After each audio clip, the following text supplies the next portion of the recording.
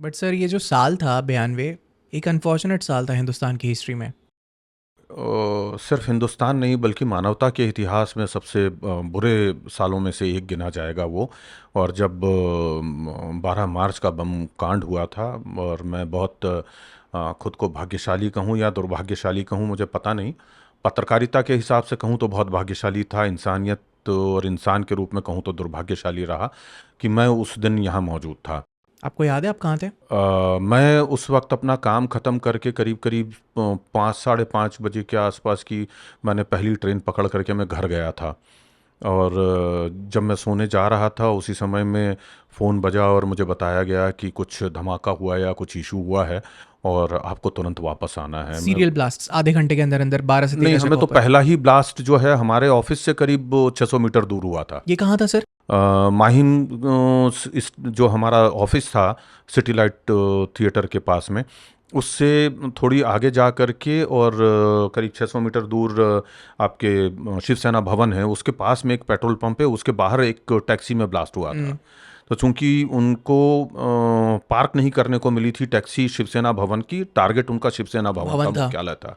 वहाँ चूंकि टैक्सी नहीं लगाने को मिला इसलिए उन लोगों ने वहाँ पार्क कर दी कि ये ब्लास्ट होगा, इसके साथ में पेट्रोल पंप ब्लास्ट होगा तो उसका इम्पैक्ट वहाँ तक पड़ेगा, ये सोच करके उन्होंने वहाँ किया था।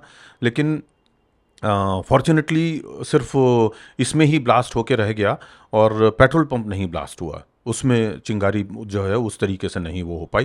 लेकिन उसका धमाका, उसके कारण जो है यहाँ तक की बिल्डिंग पूरी हिल गई थी और एक एयर का प्रेशर तक आया था, जो हवा का झोंका एक बॉम्ब के आरडीएक्स था ब्लास्ट की आखिरकार। तरह। हाँ। सर तो फ़ोन की घंटी बजी, आपको ये न्यूज़ मिली, आपने फ़ोन रखा, क्या रिएक्शन था? पहला दिमाग में क्या चल रहा था? कुछ नहीं, हमारे लिए तो ये होता है कि bad is news is the best news for the reporter. Journalist. मैंने तुरंत जो है वो घर के कपड़े बदले और रिक्शा बुलाया, स्टेशन पहुंचा, ट्रेन पकड़ी, ऑफिस पहुंचा, मुझे बताया कि कुछ इस तरह का सा सिलसिला हुआ है। तो मैं चूंकि सब एडिटर कम रिपोर्टर था, तो मैं लेकिन कीड़ा, तो मैं तुरंत सबसे पहले उस लोकेशन पे भागा जो सबसे करीब थी। वहाँ जो डिवेस्टेशन मैंने देखा तो मैं एकदम दंग रह गया, क्योंकि ज़िंदगी में पहली बार मैंने इस तरह का विध्वंस देखा था। फिर मैंने तय किया कि बाकी भी सब जगह पे मैं जाऊंगा, तो मैं लगातार फिर जो है वो सारे 12 साइट्स के ऊपर गया और मैंने वो सारी चीज़ें अपनी आंखों से देखी। एक साइड और हो सकती थी लेकिन एक स्कूटर में फटा नहीं था, जो एक चौल के सामने रखा गया था। हाँ, वो एक नहीं फटा था, वैसे और भी कई जगहों की प्लानिंग थी, लेकिन कुछ हालात ऐसे बनने लगे थे जिसके कारण उन लोगों को अपना प्लान जो है वो प्रीपोन भी करना पड़ा था और कर्टल भी करना पड़ा था, वरना हो सकता था कि 30-35 ब्लास्ट होते। लेकिन आप बताइए, आपने जो विध्वंस का क्या नज़ारा था, क्या मंजर था, और आप जब घूम रहे थे इन 12 साइट्स के ऊपर में, क्या चल रहा था आपके दिमाग में? हाथ में कलम, एक कागज़, क्या चल रहा था? कलम और कागज की तो ज़रूरत ही नहीं थी, जो दिख रहा था वो तो सारा का सारा आंखों के ज़रिए जहन में और दिलो दिमाग में हर जगह पैबस्त हो रहा था, वो नोट हो ही रहा था। तो लाशें थीं, खून था, लोग जो है रो चिल्ला रहे थे, पुलिस आ गई थी और पूरा पैरामेडिक्स का मतलब टीम्स जो हैं वो सब जगह पे लोगों को हेल्प कर रही थी और उठा उठा के हॉस्पिटल पहुंचाया जा रहा था। और बहुत ही ख़राब मतलब सिचुएशन बनी हुई थी एक तरह से। ऐसा लग रहा था कि जैसे हम वॉर टोर्न एरिया में आ पहुँचे हों। बहुत बुरी स्थिति बनी हुई थी। इसकी तो बहुत हालत ख़राब थी आपके शेयर मार्केट की, और ख़ास तौर से इसकी आपके एयर इंडिया बिल्डिंग की, वहाँ दोनों जगह बहुत बुरा डेवस्टेशन हुआ था, क्योंकि कॉम्पैक्ट क्लोज्ड एरियाज़ में वो हुए थे, वहाँ पे कैजुअल्टीज़ भी बहुत हुई थी, घायल बहुत लोग हुए थे। लोग जो है बाहर भाग भाग के आ रहे थे, उनके पूरे के पूरे जिस्म जो है वो कांच लगने के कारण जो है वो छिदे पड़े हुए थे। मतलब एक एक आदमी के जिस्म में 300-300 500-500 जो है शार्पनेल्स प्रोजेक्टाइल्स जा घुसे थे, और किसी को समझ में ही नहीं आ रहा था क्या हुआ है।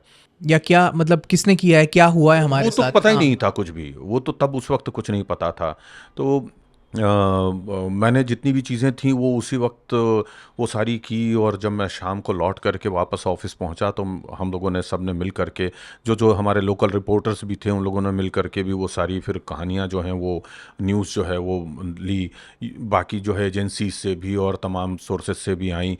हमारे फोटोग्राफर्स ने भी जा करके बहुत अच्छे फ़ोटोग्राफ्स वहाँ के सब लिए थे। तो अखबार जो है वो अगले दिन शाया हुआ और बहुत ही मन दुखी था। उसके बाद से तो फिर लगातार खबरें आने लग गई कि दाऊद का इन्वॉल्वमेंट है, उसकी पूरी डी कंपनी का इन्वॉल्वमेंट है। फिर बाद में आईएसआई का नाम आ गया, फिर बाद में टाइगर मेमन का नाम उभर करके सामने आ गया। और टाइगर मेमन सर, जैसे आपने कहा आपका जो दफ्तर था माहिम में था, उसका भी जो ऑफिस था वो माहिम में था, और दंगों में कहते हैं उसका ऑफिस जला दिया गया, जो कि अनुराग कश्यप की पिक्चर ब्लैक फ्राइडे में जिस तरीके से दिखाया गया, बहुत बेहतरीन तरीके से पवन मल्होत्रा साहब ने उसका किरदार निभाया टाइगर मेमन का। टाइगर मेमन क्या फितूर है सर। वो उसके पहले बस इतना पता था कि उनका नाम टाइगर इसलिए पड़ा क्योंकि वो एक बार पुलिस से किसी को बचाते हुए बहुत स्पीड में कार को भगाते हुए शहर से दूर लेके गए थे, इसलिए लोग उनको उनके गैंगस्टर सर्कल में या इनर सर्कल में टाइगर बोलने लगे। और उसके बाद ये धमाका हुआ, और उसके बाद से तब से we don't know where Tiger Memon is and what is he doing, is he even alive. बस जो याकूब मेमन जो उनके भाई थे, उनको जो फांसी हुई थी नागपुर में, उसके बाद से कुछ पता नहीं चला। टाइगर मेमन इस किरदार के बारे में कुछ बताएंगे? देखिए, टाइगर मेमन जो है वो शुरू से ही बहुत ही आक्रामक और विध्वंसकारी मस्तिष्क का स्वामी रहा है। अग्रेसिव। बहुत एग्रेसिव रहा है।